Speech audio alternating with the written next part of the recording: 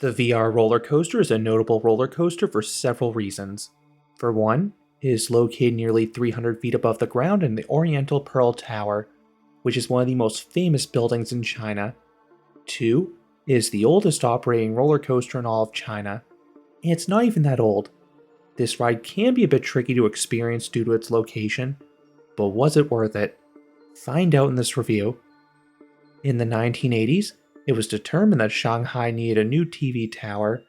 The city wanted something big and something bold, so they devised the Oriental Pearl Tower.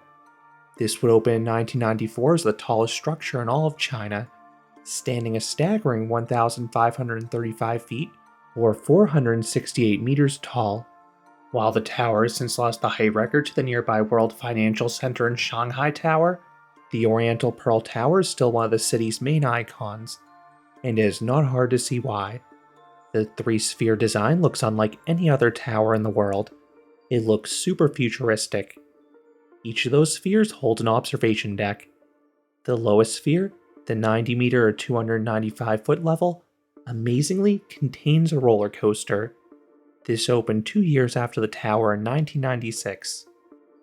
While the stratosphere previously had a roller coaster atop it, that roller coaster was entirely outdoors.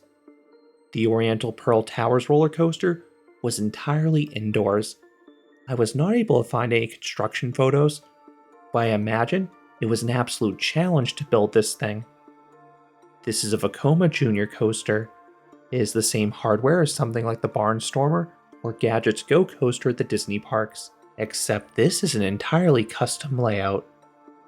This coaster was known as Space Switchback for its first 20 years of operation.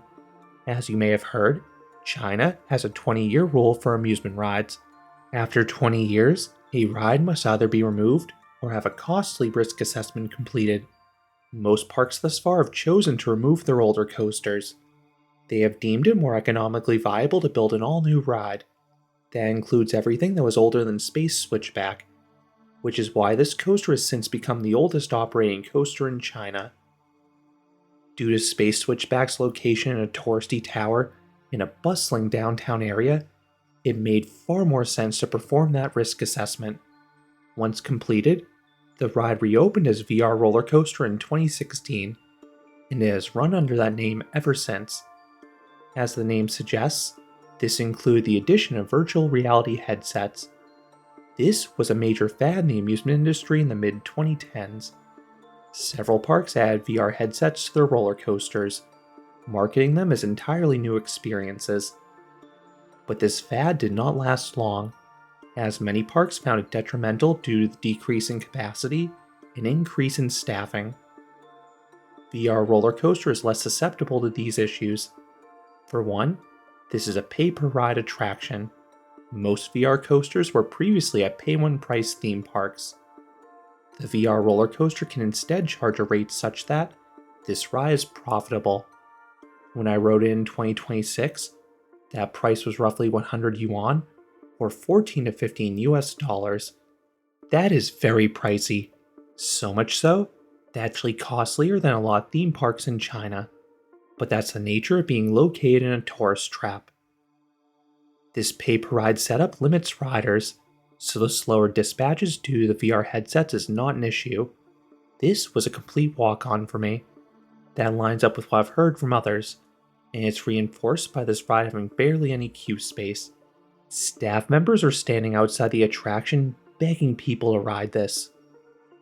The true wait you'll experience is the time it takes to get atop the Oriental Pearl Tower itself. I had heard the queue for the elevator could sometimes reach 1 to 2 hours. I had heard it was best to visit in the morning, especially on a weekday, to avoid the worst queues.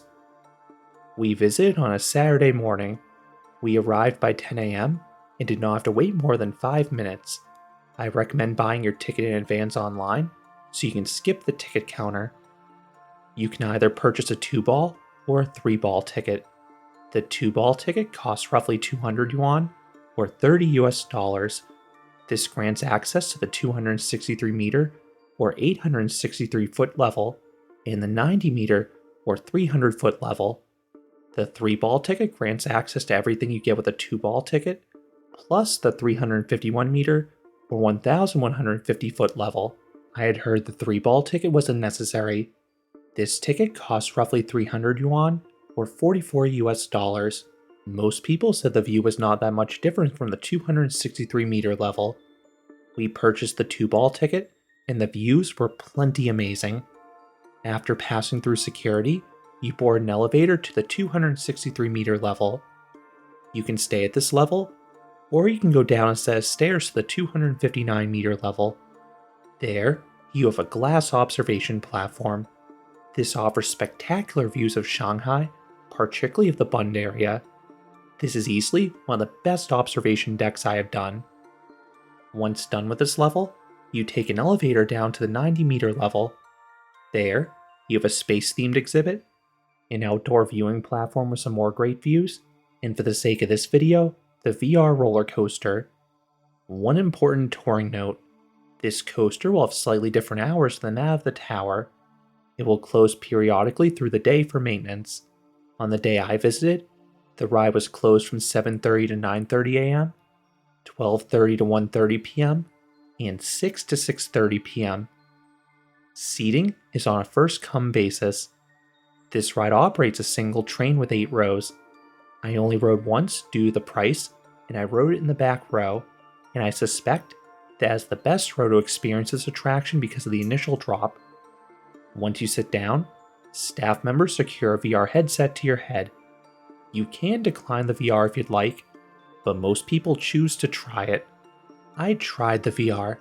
It was a space-themed journey through Shanghai. The visuals were above average for a virtual reality coaster, and they were well synchronized with the coaster's motion. But I preferred to experience the coaster in its natural form without the VR. This coaster offers 2 laps per ride. I shifted the headset up and over my eyes and held onto it for the second lap, which staff members said could be done if you felt nauseous. The coaster weaves through this dark room with flashing blue lights. It is a pretty trippy environment, and it really enhances the speed. Each row is restrained by a shared lap bar. If you ride solo, it is possible to slide side to side, which comes into play during one element. Then if you're a smaller rider sitting next to a larger guest, there's one moment where you'll get considerably more airtime. The layout begins with a twisting drop out of the station. This has some decent whip in the back row. That is especially true if you're unaware it begins with a drop. This is followed by a tamed turnaround and a gradual bunny hill. Then, you have the ride's standout element. There's this super sharp bunny hill into a helix. Again, I only rode this in the back, but I got some solid floater airtime and nice laterals here. It is the craziest moment by far I've ever experienced on a Vekoma Junior coaster. It feels wildly out of place, but I personally really liked it. The following helix and low turns exert some weak positive Gs. Then, you have a booster tire lift back up to the station, but don't forget, you get 2 laps, so you're sent through a second time. This is much appreciated given how pricey the coaster is. While this coaster is just 1,050 feet, or 320 meters of track, the overall duration is good because of those 2 laps, and if you keep the VR headset on for the entire experience, you may not even realize you go through the same layout twice.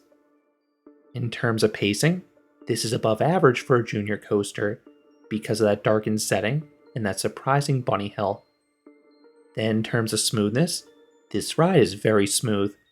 That is typically the case with Vekoma's smaller coasters, and that was once again true here. What would I rate the VR roller coaster? I would give this ride a 6 out of 10. This is a decent ride. It feels like a discount version of Space Mountain. The indoor setting is fun, and the coaster feels faster than it really is. And that bunny hill into the helix is a genuinely great moment. It just is a very pricey ride, which cannot be ignored. You will be spending at least $45 US minimum between the tower access and the roller coaster ticket. That is extremely high for the coaster, especially since that price assumes you only ride it once. But I think the overall experience is worth it because the views from the tower are spectacular. Those are my thoughts on the VR roller coaster in Shanghai's Oriental Pearl Tower. What are your thoughts on this coaster? Let me know down in the comments. If you enjoyed this review, I would appreciate it if you gave this video a like, and you consider subscribing, because there'll be a lot more roller coaster and amusement park videos here at Canopy Coaster. Thanks for watching.